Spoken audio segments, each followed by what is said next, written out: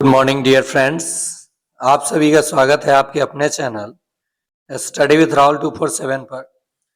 जैसा कि मैं स्टेट के लिए शिक्षण कला एवं अन्य दक्षता जो 50 नंबर का प्रश्न पेपर 1 और 2 में आता है 50 अंक का, उसका सीरीज शुरू किया हूं।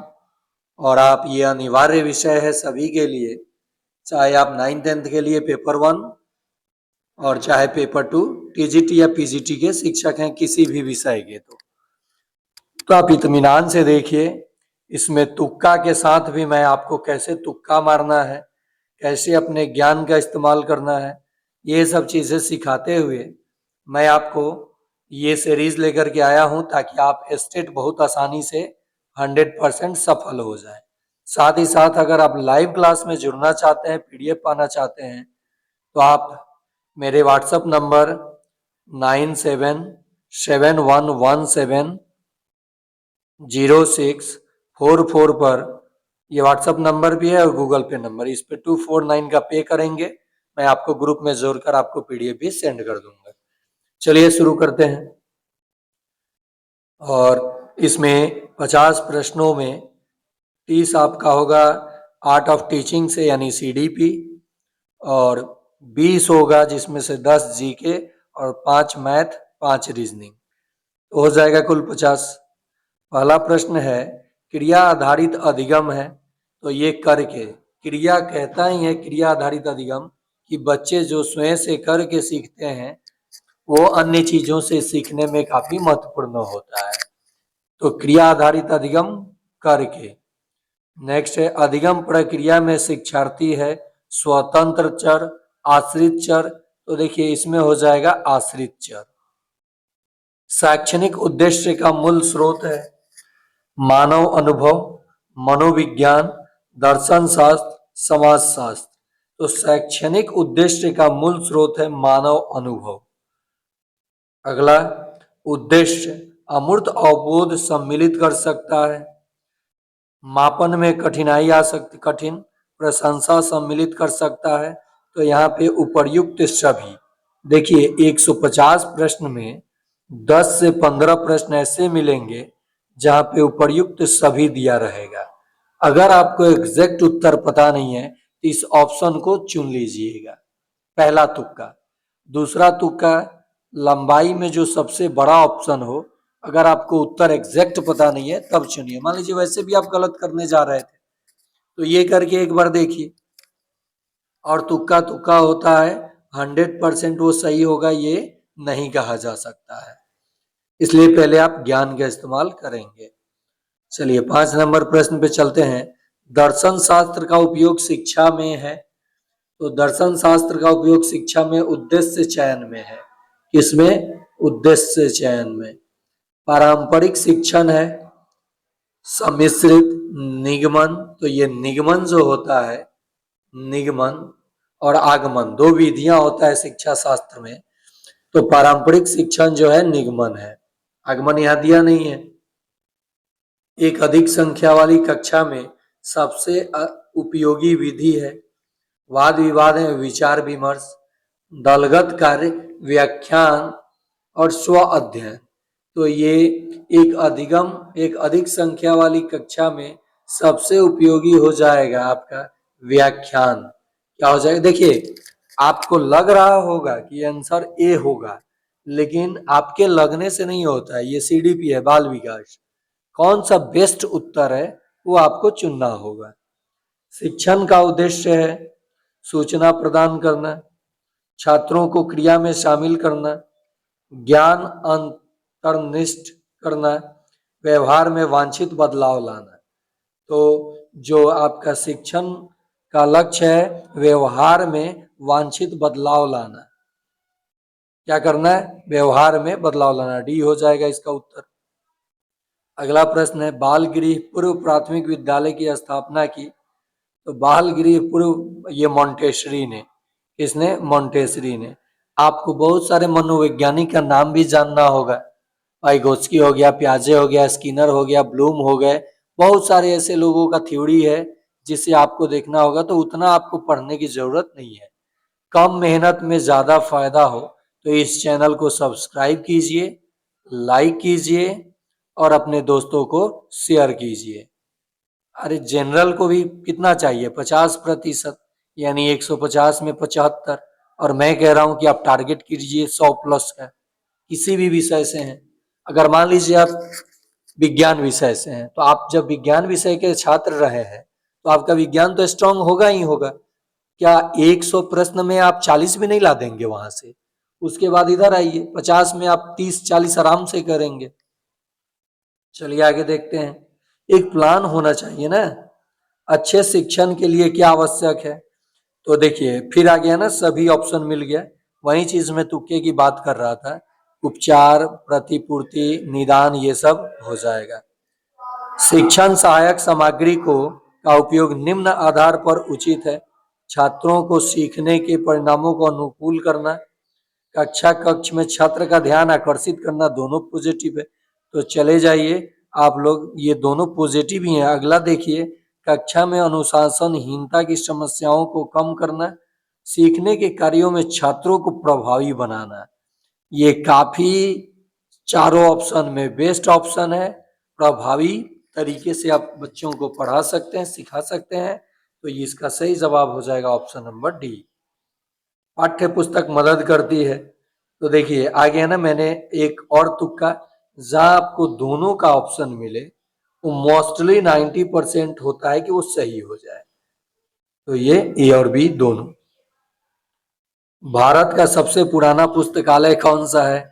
तो ये नेशनल लाइब्रेरी जो कोलकाता में है, नेशनल लाइब्रेरी ऑफ इंडिया जो कि कोलकाता में है, यही भारत का सबसे पुराना पुस्तकालय है।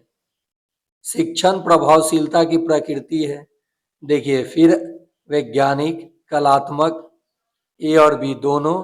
तो यहाँ पे जो आपका उत्तर हो जाएगा, शिक्षण प्रभावशीलता की प्रकृति है, वैज्ञानिक और कलात्मक। तो यहाँ उत्तर दोनों होना चाहिए, ना कि ए होना चाहिए। नेक्स्ट है, शिक्षक को मित्र, दार्शनिक और मार्गदर्शक वाक्यांश द्वारा महिमा मंडित किया गया क्योंकि? तो ये वह, देखिए बड़ा ऑप्शन सही ऑप्शन, यहाँ दोनों के साथ ना जाइए। वह छात्रों को मानवता के उच्च मूल्यों से अवगत कराते हैं। वह एक महान देशभक्त है, ये कोई मूल्य औचित्य नहीं रखता है। पहला ही ऑप्शन सही हो जाएगा। शिक्षण अधिगम प्रक्रिया में शिक्षक महत्वपूर्ण भूमिका निभाता है, सहायक के रूप में ही बिल्कुल सही जवाब है। सहायक के रूप में, ना कि सलाहकार के रूप में, ना ही सहभागी के रूप में। शिक्षक एक सहायक होते हैं। एक अच्छे मूल्यांकन में डैश होता है, व्यक्ति निष्ठा होती है, वैधता होती है, पक्षपात कैसे होगा भाई, वैधता कैसे होगा? व्यक्ति निष्ठा के साथ जाया जा सकता है। तो चलिए देखते हैं क्या इसका उत्तर दे रहा है। एक इसका ये पक्षपात कैसे हो, वैधता, वैधता ही दे रहा है। चलिए पक्षपात और वैधता, ये वैधता कुछ, व्यक्ति निष्ठा होना चाहिए। चलिए देख लीजिएगा इसको, इसे स्टार मार्क कर लीजिए। अगले वीडियो में मैं इसको क्लियर कर दूंगा क्योंकि यहाँ पे मुझे डाउट है। नेक्स्ट, निम्नलिखित में से कौन सा मूल्यांकन का प्रकार नहीं है? निर्माणात्मक, निर्माणात्मक तो होना चाहिए। वाद विवाद जो है ये मूल्यांकन का प्रकार नहीं है। सीसी, देखिए सीसी ये भी मूल्यांकन का प्रकार है। संगठनात्मक, मूल्यांकन संबंधित है विषय से, अधिगम प्रक्रिया से, उद्देश्य से। तो ये हो जाएगा उपर्युक्त सभी। निम्नलिखित में से कौन सा कथन पाठ्यचर्या से संबंधित नहीं है? या छात्रों के अधिगम अनुभव से संबंधित है, या अध्ययन के कार्यक्रम से संबंधित है, या शिक्षकों की वृत्तिक विकास से संबंधित है? तो कौन सा कथन पाठ्यचर्या से संबंधित नहीं है? तो ये शिक्षकों के वृत्तिक विकास से संबंधित है, ये पाठ्यचर्या से संबंधित नहीं है। पाठ्यक्रम भाग है शिक्षण का, पाठ्यचर्या का, वर्ग कक्ष का, समाज का। तो पाठ्यक्रम जो भाग होता है ये होता है पाठ्यचर्या का। मोस्ले ने मानव आवश्यकताओं को कितने भागों में बांटा है? तो मोस्ले ने मानव आवश्यकताओं को 5 भागों में बांटा है। वो कौन कौन से भाग है देख लीजिए। दैहिक, सुरक्षा, संबंधता, सम्मान और आत्मसिद्धि। सीखना एक स्वाभाविक प्रक्रिया है। जीवित प्राणी, लड़का केवल, लड़की केवल, ये हो जाएगी तो ऐसे ही आप उत्तर पकड़ लेंगे, इसमें सभी के साथ नहीं जाइए। केवल जहां लगा वो निगेटिव वर्ड है। जिस भी ऑप्शन में केवल दिख गया वो निगेटिव वर्ड हो जाएगा। निगेटिव पूछा होगा तो वो सही होगा। इनमें से कौन शिक्षण अधिगम में कोई भूमिका अदा नहीं करता है? पारंपरिक वर्ग कक्षा, शिक्षकों का अनुभव ये सब तो करता है, अधिगम अनुभव ये भी करता है। जातिगत अनुभव ये जो है ये बिल्कुल निगेटिव है और अधिगम में ये कोई भूमिका अदा नहीं करता है। नेक्स्ट, आयामी शिक्षण सामग्री है। तो आयामी शिक्षण सामग्री मॉडल, वस्तु, चार्ट, उपर्युक्त सभी हो जाएगा। मैं लाइव के माध्यम से आपको बाल विकास साथ ही साथ गणित, रीजनिंग, और आप अगर 4 विषय गणित के स्टूडेंट हैं, विज्ञान के हैं, सामाजिक विज्ञान के हैं, सामाजिक विज्ञान, या आप ये गणित हो गया, विज्ञान, सामाजिक विज्ञान हो गया, या आप हिंदी के हैं, तो ये चारों विषय के साथ ये शिक्षण आर्ट ऑफ टीचिंग का भी चैप्टर कंटिन्यू रहेगा। और इनकी मैं गारंटी लेता हूं 100% रिजल्ट, अगर आप कंटिन्यूटी रखते हैं इस चैनल पे और पूरे वीडियो को देखते हैं, नहीं भी जुड़ेंगे, अगर आप पे नहीं भी करेंगे 249, रेगुलर केवल देखेंगे तो आप 100% उत्तीर्ण हो सकते हैं। नेक्स्ट, भारतीय संविधान की 10वीं अनुसूची में से, अब देखिए यहाँ पे जो हमारा, इधर छोड़ दिए कुछ प्रश्न, 27 नंबर था, इधर 28। हैंड्स ऑन सीखना का अर्थ है, तो इसका जवाब करके सीखना। हैंड्स ऑन सीखना का अर्थ है करके सीखना। ये 30 प्रश्न सीडीपी का आपका समाप्त हो चुका है। अच्छा लगा हो तो लाइक कर दीजिए, जितना लाइक करेंगे उतना ही वीडियो आप लोगों के पास पहुंचेगा, मजा भी आएगा, बाकी आपके ऊपर है। सुभाष चंद्र बोस को देश नायक किसने कहा था? तो इसका सही जवाब हो जाएगा, ऑप्शन है लाला लाजपत राय, रविंद्रनाथ टैगोर, महात्मा गांधी, बाल गंगाधर तिलक। तो रविंद्रनाथ टैगोर ने सुभाष चंद्र बोस को नायक की उपाधि प्रदान की थी। अब आप लोग बताइएगा हमको, पहला प्रश्न, गांधी जी को महात्मा की उपाधि किसने दी थी? महात्मा की उपाधि किसने दी थी? ऑप्शन में, इसी चारों ऑप्शन में उत्तर है, आप लोग उत्तर देंगे। फिर बापू की उपाधि किसने दी थी? ये भी, महात्मा गांधी को बापू की उपाधि किसने दी थी, देख लीजिएगा। निम्नलिखित में से किस हिल स्टेशन को भारत का मिनी स्विट्जरलैंड कहा जाता है? तो खजियार को कहा जाता है। पीई शेयर बाजार में सबसे चर्चित अनुपातों में से एक पीई क्या दर्शाता है? तो ये दर्शाता है कमाई की कीमत, price to earning. Price to earning, बड़ा ऑप्शन सही ऑप्शन। चौकीदार विरोधी अभियान भारत के किन भागों में लोकप्रिय था? तो ये चौकीदार 1930 में जब नमक कानून गांधी जी ने तोड़ा था तो बिहार और बंगाल में सक्रिय था। चौकीदारी कर देने से बिहार के लोग बिल्कुल इनकार कर दिए थे। ये हर सेक्शन में पूछा गया है प्रश्न। भारतीय संविधान की ये तो 10वीं अनुसूची में से किस पहलू से संबंधित है? तो जो 10वीं अनुसूची है दल बदल विरोधी कानून, देखिए बड़ा ऑप्शन सही ऑप्शन।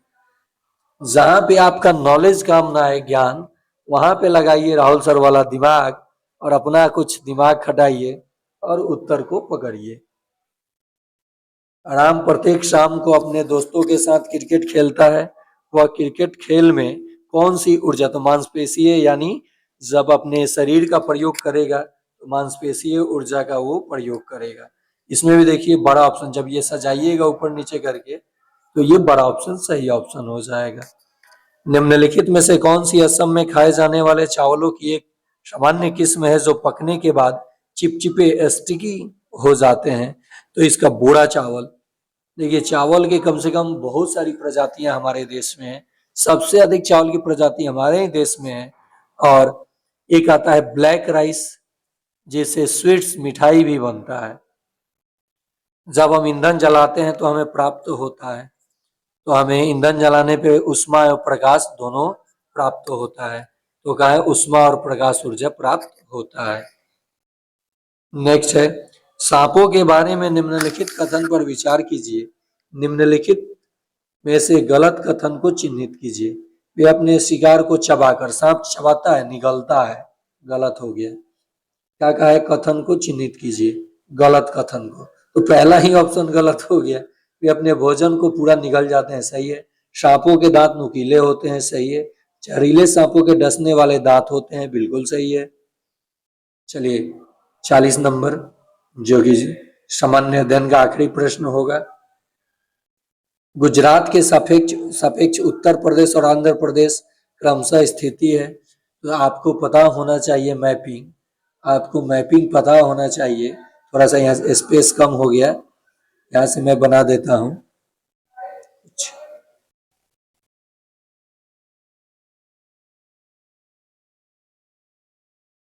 इस प्रकार से आप भारत के मैप देखे होंगे, कुछ इस प्रकार से मान लीजिए।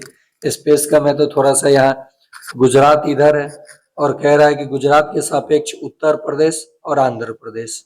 तो इस डायरेक्शन में जब आइएगा तो यहाँ से ये पूरब तो एक मिलेगा ही मिलेगा, और मेन डायरेक्शन क्या है, दक्षिण या उत्तर।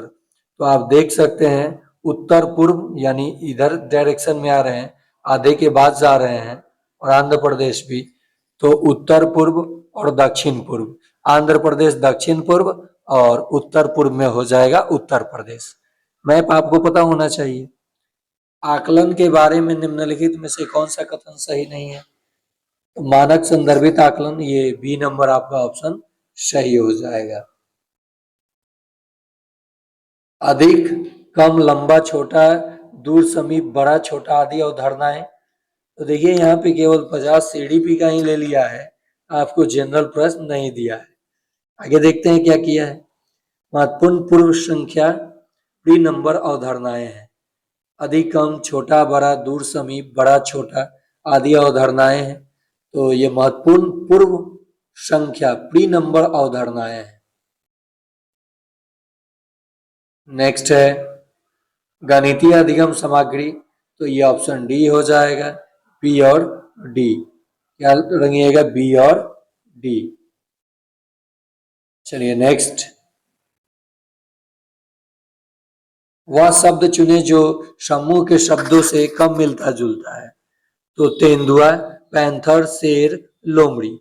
तो तेंदुआ, पैंथर, शेर ये सभी जंगल में, बिल्ली के जंगल में पाए जाते हैं, ऐसे भी कह सकते हैं। लोमड़ी भी जंगल में पाई जाती है, लेकिन लोमड़ी हमें अपने आसपास भी देखने को मिलती है। तो इसका ऐसे भी कह सकते हैं, चाहे लोमड़ी को छोड़कर अन्य सभी बिल्ली के प्रजाति के हैं। ये थोड़ा हाई लेवल हो गया। 3 के बाद 5, 5 के बाद 4 बढ़ा, 4 के बाद देख लीजिए 8 बढ़ा। देखिए 2, 4, 8, 16 तो 32 बढ़ेगा। 3 2 5 और 3 3 6 65 हो जाएगा। पहले 2 बढ़ा, फिर 4, फिर 8, 16 तो 32 बढ़ेगा।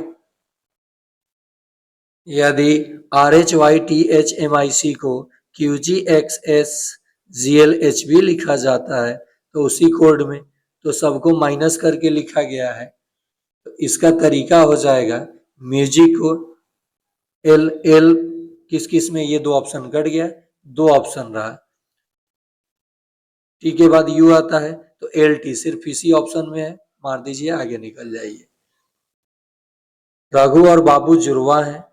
तो ये देखिए ब्लड रिलेशन का एक प्रश्न रहेगा ही रहेगा रीजनिंग में, जबकि 10 प्रश्न, 5 गणित का रहना चाहिए, 5 रीजनिंग का। यहाँ सीडीपी ही डाल दिया था, थोड़ा वास्ट किया था। तो ये रघु और बाबू जुड़वा है। बाबू की बहन रीमा है, रीमा के पति राजन है, राजन के माता लक्ष्मी है, लक्ष्मी के पति राजेश है। तो देखिए अगर सेम जनरेशन, इसका मैं जो ब्लड रिलेशन है लाइव क्लास में कराने वाला हूँ इस टॉपिक वाइज को, रीजनिंग को। क्यों? क्योंकि एईडीओ का जो क्लास मैं चलाऊंगा 11 तारीख से, एईडीओ का, उसमें सारी चीजें बेसिक से मैं आपको सिखाने वाला हूं। तो अभी इसको आप देख लीजिए केवल, उसके बाद हम लोग करेंगे। ग्राम, यहाँ छूटा है शायद प्रश्न, 45 नंबर भी छूटा है, 44 नंबर भी, देखिए यहाँ था गणित के कुछ प्रश्न। निम्नलिखित में से कौन सा प्राथमिक विद्यालयों में, तो ये तो डी हो जाएगा। विद्यालयों के शिक्षार्थियों को भिन्न 2/3 और 4/6 के बीच 4/6 के बीच तुल्यता की कल्पना करने में मदद करने का सबसे उपयुक्त तरीका क्या है? तो भिन्न डेस्क का इस्तेमाल। यदि किसी वस्तु का क्रय मूल्य उसके विक्रय मूल्य का 92% है, किसी वस्तु का जो क्रय, मान लीजिए विक्रय मूल्य 100 है तो क्रय मूल्य 92 हो जाएगा। किसी वस्तु का क्रय मूल्य उसके विक्रय मूल्य का 92% है, और पुस्तक की बिक्री पर लाभ प्रतिशत कितना होगा? देखिए ये एसपी हो गया और ये सीपी हो गया।